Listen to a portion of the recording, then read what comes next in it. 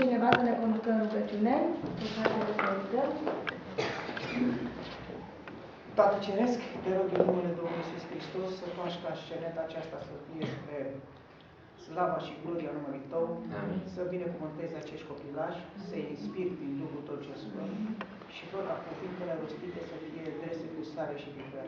Încrezător că ne dai mult mai mult decât noi putem să-și cerem, voia Ta să se facă în toate. Amin.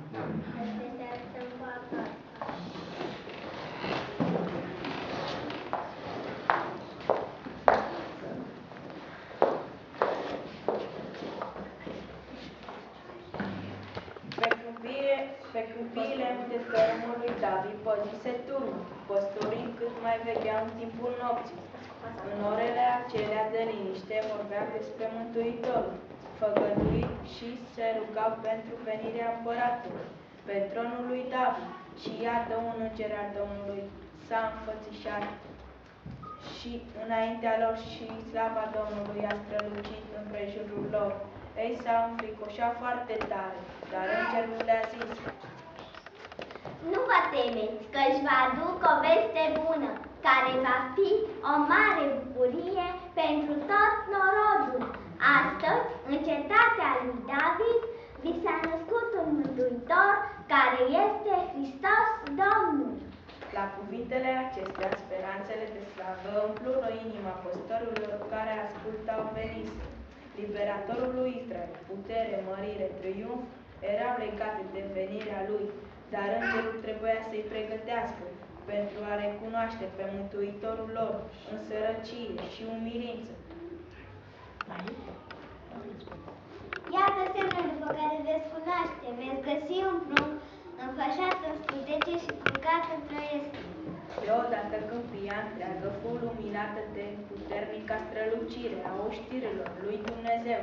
Pământul făcuse și cerul asculta imnul slavă lui Dumnezeu a oștirilor.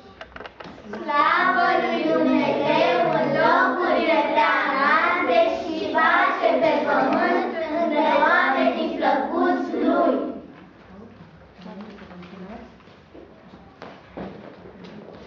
O, de-ar cunoaște neamul omenesc imnul acesta! Mergeți la locurile voastre voi. Da, păstorii la locurile voastre.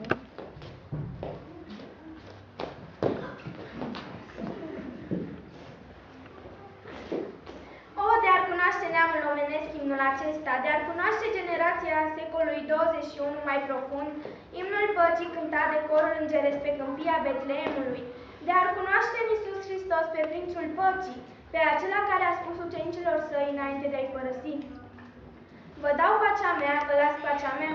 Această floare rară, pacea, pe care Dumnezeu a plantat-o chiar la început în inima omului prin neascultare, a început să se veștejească. Treptat, începând de la Adam Cain, omul a turnat peste petalele albe imaculate ale acestei flori nobile o travă a revoltei, dușmăniei, urii și a războiului, în așa măsură încât, la venirea Mântuitorului, această floare rară era aproape de dispariție. Iisus a îngrijit-o și această floare a dat din nou speranțe omenirii. A încredințat-o ucenicilor, iar ucenicii generațiilor următoare. Azi, mai mult ca oricând, este nevoie de această floare nobilă a păcii, să reînvie din nou în inimile noastre, în familiile noastre, în țara noastră și în lumea întreagă, deoarece niciodată din istoria omenirii această floare nu a fost amenințată atât de grav ca în zilele noastre. Primejdea de a fi turnată peste această floare o travă cea mai distrugătoare. În noaptea în care slava lui Dumnezeu se revărsase pe colinele Betleemului, magii văzuseră pe ceruri o lumină tainică. După ce lumina s-a stins, s-a ivit o stea care tot zăbovea pe cer. Nu era nici stea fixă, nici planetă și fenomenul acesta a deșteptat interesul cel mai viu. Steaua era o grupă depărtată de îngeri luminoși, dar magii nu știau lucrul acesta. Cu toate acestea simțeau că steaua are pentru ei o deosebită însemnătate. Ei întrebau pe preoți și pe filozofi și cercetară pergamentele vechilor cronici. Profeția lui Balaam spune așa: o stea răsare din Iacov, un toiac de cărmuire se ridică din Israel. Să fie steaua aceasta un prevestitor al celui făgăduit. Magii primiseră cu toată inima lumina adevărului primit de cer. Acum ea se revărsa asupra lor, în îndemna să caute pe Domnul cel de curând. Amin.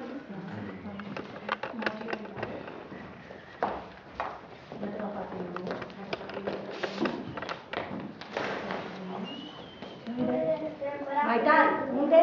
Unde este împăratul de curând născut al iudeilor? Fiindcă i-am văzut steaua în răsărit și am venit să ne închinăm lui. Duceți-vă de Nu, așteaptă. Prin acești bani Dumnezeu a atras atenția iudeilor asupra nașterii Fiului Său.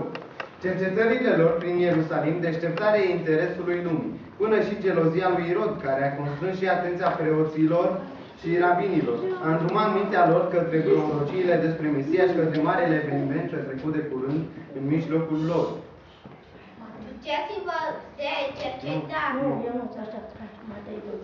Când a auzit împăratul Irod acest lucru, s-a tulburat mult și tot Ierusalimul s-a tulburat împreună cu el.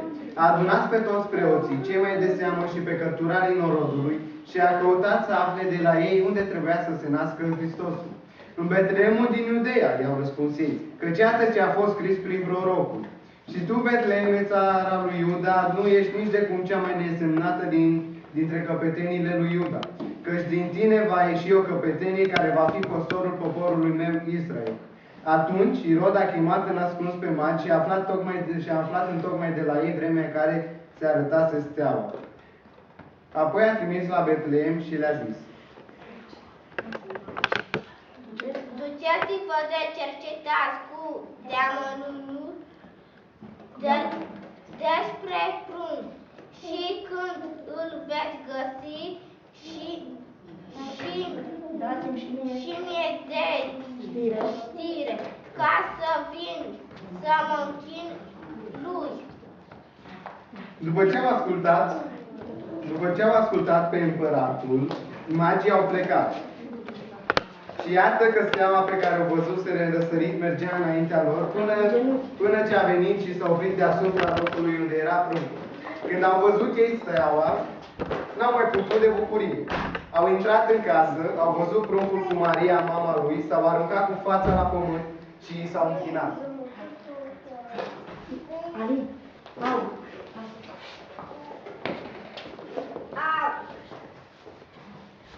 Aur, metalul cel mai prețios, simbolul bogăției, simbolul adorării și a slavei ce se cuvine celui culcat în iestea din Betleem.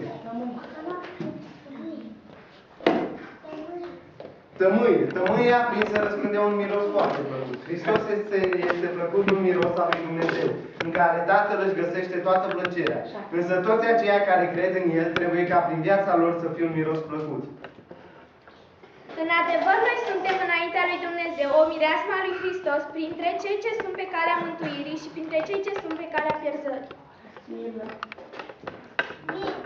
Smirn, aceasta se folosea la îmbălsămarea celor morți. Bărbații aceștia au făcut ceea ce a făcut mai târziu Maria în Betania. A uns pe Domnul înainte de moartea sa și Domnul a lăudat-o pentru această faptă. Amin. Acum copilașii la locurile voastre.